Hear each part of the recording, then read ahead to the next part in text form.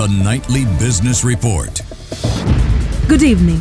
Tonight, Sri Lanka's central bank keeps policy rate unchanged, cautions on potential impact to economic growth. Sri Lanka's tea output grows by 6.1% in first half of 2025, driven by strong elevation yields. Sri Lanka stocks rally as investor confidence grows and market momentum strengthens. And S&P 500 closes at record high as GM shares drop sharply amid tariff concerns. From Studio 24C, here's Prashansa Gunawardena. Good evening and thank you for joining us. Sri Lanka's central bank has decided to keep the policy rate steady at 7.75%, aiming to balance inflation control with economic growth. The board emphasized monitoring global uncertainties while maintaining support for the country's recovery. Sri Lanka's central bank has maintained the policy rate at 7.75%, aiming to steer inflation towards a 5% target while supporting economic growth. Inflation is expected to turn positive this quarter, reflecting a steady recovery in demand. The economy grew 4.8% in the first quarter in 2025, with credit expansion to the private sector remaining robust. Despite a widening trade deficit, external inflows from tourism and remittances remain strong, helping maintain healthy reserves. The central bank continues regular foreign exchange purchases and received the fifth IMF tranche in July 2025. Officials will closely monitor global uncertainties and are prepared to adjust policies as needed to stabilize inflation and support growth.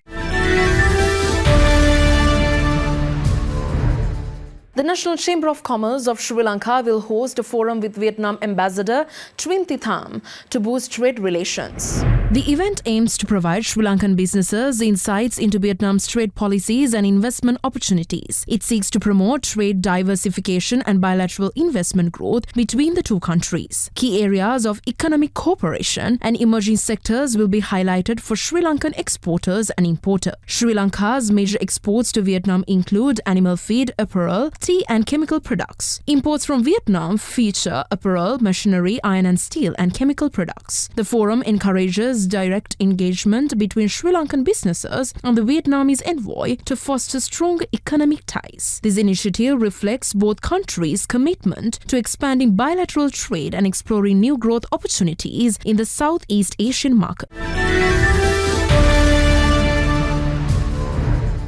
Sri Lanka's tea production rose 6.1% year-on-year in the first half of 2025, reaching 135.74 million kilograms. Despite overall growth, June output saw a 6.3% decline compared to the same month last year. Sri Lanka's tea production expanded in the first half of 2025, supported by improved output across all elevations, although gains were tempered by a year-on-year drop in June. Tea output in the January-June period totaled 135.74 million kilograms, up 6.1% from 127.96 million kilograms in the same period last year. Compared with 134.66 million kilograms in the first half of 2023, production rose by 1.08 million kilograms. All elevations recorded an increase in comparison with the corresponding period of 2024. Production in June also dropped by 1.40 million kilograms when compared to June 2023. All elevations recorded lower output in June compared to the same month last year. President Andra Dissanayake has appointed a special presidential investigation committee to probe alleged corruption and irregularities at Sri Lankan Airlines and Airport and Aviation Services. The committee will investigate offences between 2010 and 2025, including abuse of power, contract irregularities, aviation security lapses, and procurement corruption. It will also review issues highlighted in past investigative reports, including the Valley Amun report. The president emphasized the need for a swift and thorough inquiry to restore the institution's effectiveness. Appointment letters were handed over to the committee members on July 22nd. The committee will submit a report with recommendations to prevent future misconduct and improve governance. Let's take a short break now. This is the Nightly Business Report.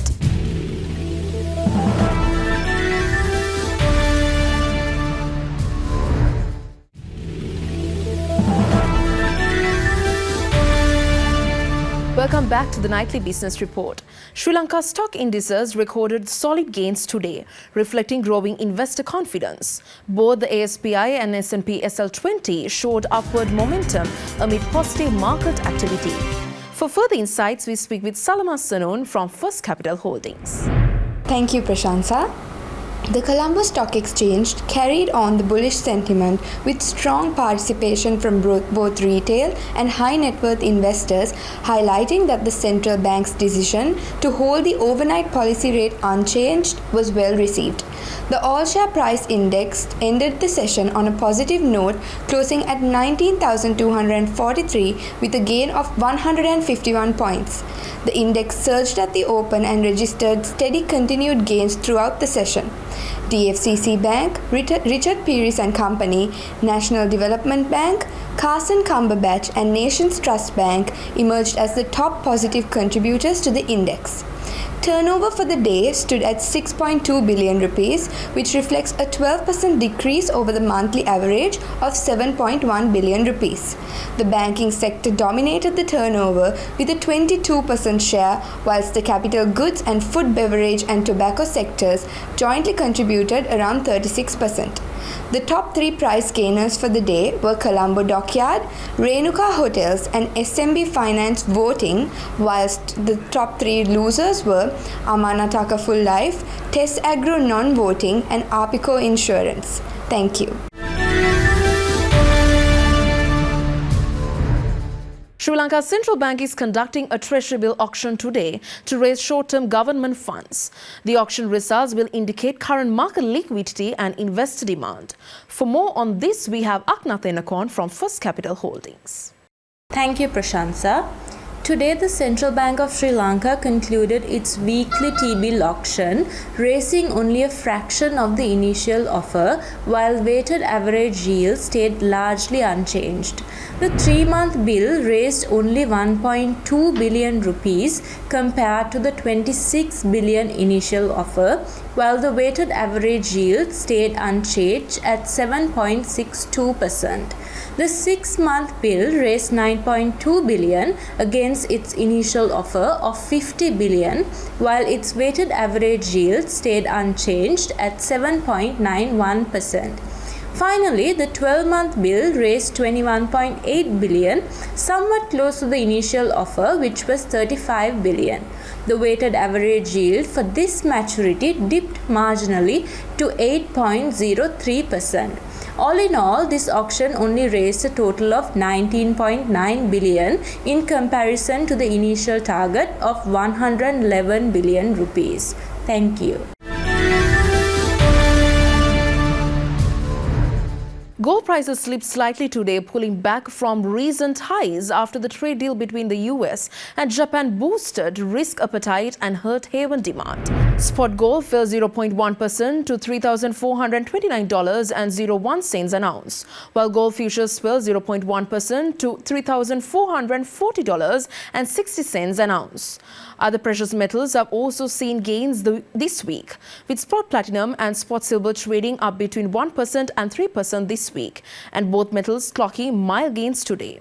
Among industrial metals, benchmark copper futures on the London Metal Exchange fell 0.1% to $9,911.15 a ton, while COMEX copper futures rose 1% to $5,778 a pound.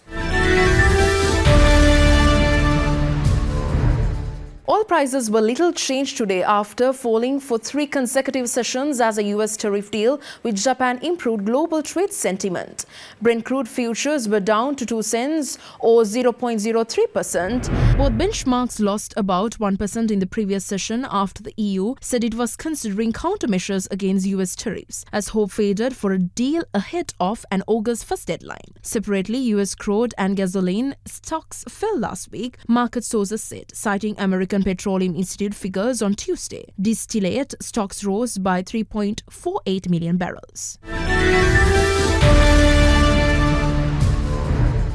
The Sri Lankan rupee has slightly depreciated against the US dollar today compared to yesterday.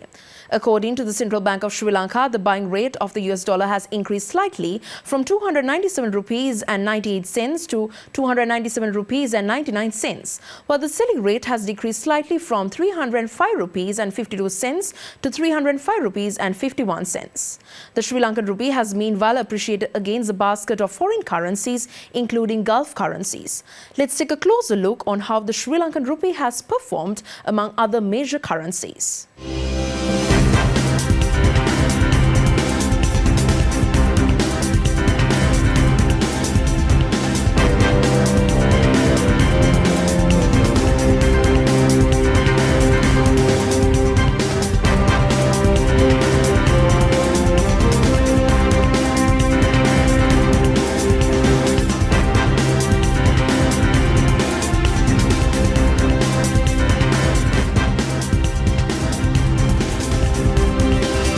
Take a short break now. This is the Nightly Business Report.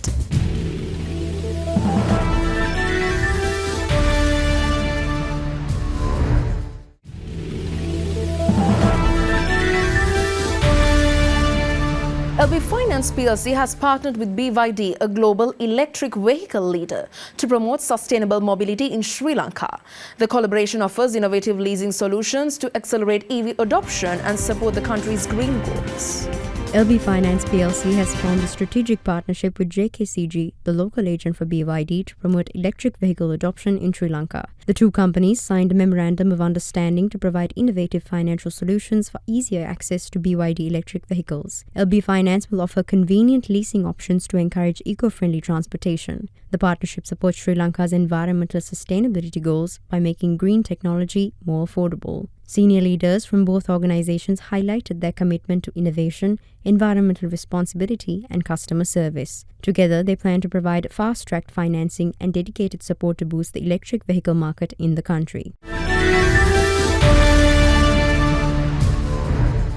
DFCC Bank has launched Sri Lanka's first 20-year fixed-rate home loan, offering long-term financial stability and predictability to borrowers.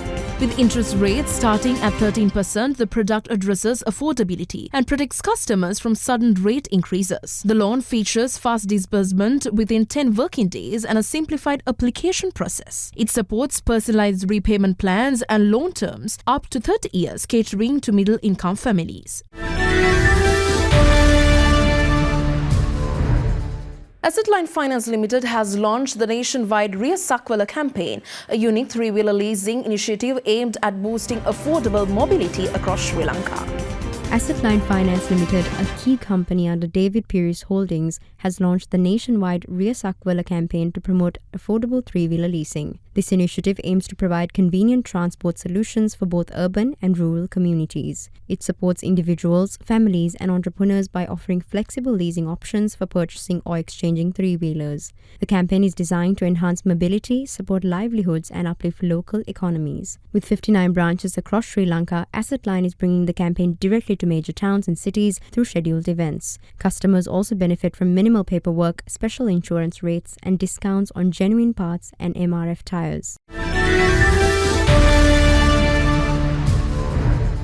AIA Insurance's Suavalan campaign was showcased at Sri Lanka's largest healthcare event, Medicare International. In collaboration with the Sri Lanka Cancer Society, it raises breast cancer awareness through culturally inspired messaging. The campaign uses the traditional practice of inspecting clay pots to promote breast self-examination. Specially crafted clay pots with symbolic lumps help women learn self-check techniques in a non-threatening way. The initiative has received multiple awards for its innovative and creative approach to public health communication. By breaking taboos, the campaign empowers communities to take proactive steps toward early cancer detection and better health. DEMO has been awarded the contract to design and supply the advanced low-voltage electrical distribution system for Marina Square, Colombo's premier luxury real estate development. DEMO has secured the contract to design and supply the low-voltage power distribution system for Marina Square, Colombo's prestigious luxury residential and commercial development. The system includes Siemens Civicon LV switchboards and DEMO's locally manufactured Lumen apartment DBs, ensuring high safety and performance standards. These components comply with international IEC standards and feature advanced technologies like arc-free switchboards and plug-and-play apartment distribution boards. All 1,088 apartments are equipped with pre-wired Lumen DBS for efficient installation and future digital integration. The project highlights DMO's expertise in electrical engineering and its strong partnership with Siemens. Marina Square, developed by Access Engineering plc and CHEC, features 5 towers with premium amenities reflecting high standards in urban living. Let's take a short break now. This is the Nightly Business Report.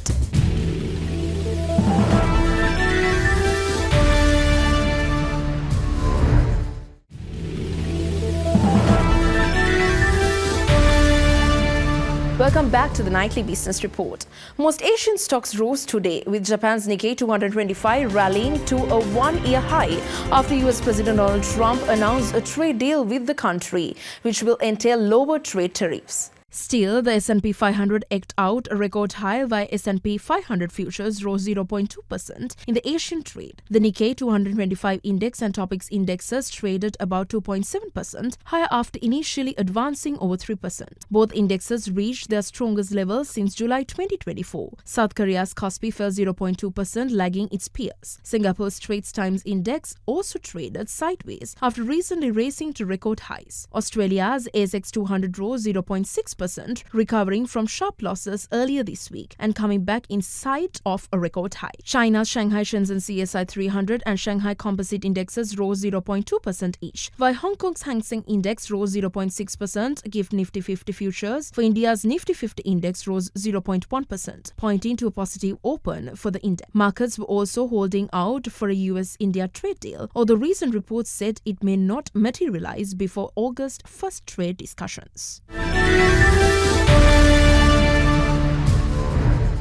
The S&P 500 eked out a record high close following steep losses in General Motors and a gain in Tesla as investors focused on recent and upcoming quarterly reports and watched for signs of progress in US trade discussions.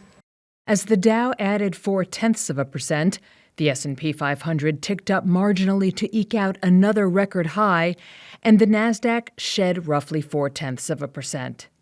Investors' concerns over President Donald Trump's erratic trade policy came into sharp focus after General Motors reported a $1 billion hit from tariffs to its quarterly results.